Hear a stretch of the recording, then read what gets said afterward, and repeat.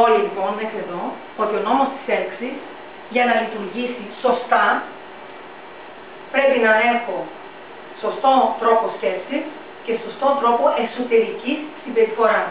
Τι να αλλάξω λοιπόν? Την εσωτερική μου, τι είπαμε, εικόνα. Δεν μάλλον με την οθόνη επειδή προβάλλει αυτό που δεν μου αρέσει, αλλάζω τον εσωτερικό μου προγραμματισμό. Εάν εγώ με βλέπω σαν loser, σαν αποτυχημένη, σαν ανίκανη, σαν ότι δεν μου αξίζει, σαν ότι έχω πολύ λίγα προσόντα για να πετύχω αυτό που θέλω, σαν ότι είμαι από τις δυτικές συνοικίες και δεν μπορώ να φτάσω στα βόρεια προάστια, τότε έτσι τι γίνεται? Όταν αλλάξω την εσωτερική μου εικόνα, τότε ό,τι είναι μέσα είναι και έξω. Αλλάζω το πρόγραμμα μέσα και βλέπω άλλη εικόνα έξω.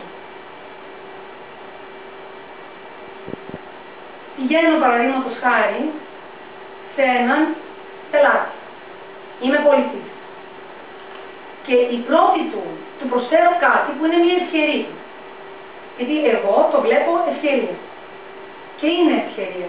Γιατί τη στιγμή που το βλέπω σαν ευκαιρία μπορώ να δημιουργήσω εγώ, τι είπαμε, την ταινία μου, την εικόνα, τον κόσμο που ζω. Και μου λέει, δεν έχω χρόνο. Δεν έχω αυτό. Πού εστιάζει αυτός ο άνθρωπος? Στο τι δεν θέλει και στο τι δεν έχει. Εγώ σαν coach απαντάω. Δηλαδή, μου λες ότι δεν έχεις χρόνο ούτε να γίνεις πιο ευτυχισμένος, ούτε πιο επιτυχημένος, ούτε πιο πλούσιος. Αυτό μου λες.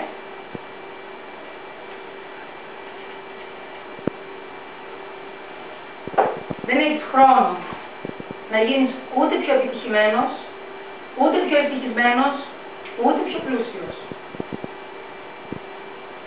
Αυτός ο άνθρωπος τι παίρνει? Αυτό που δεν θέλει.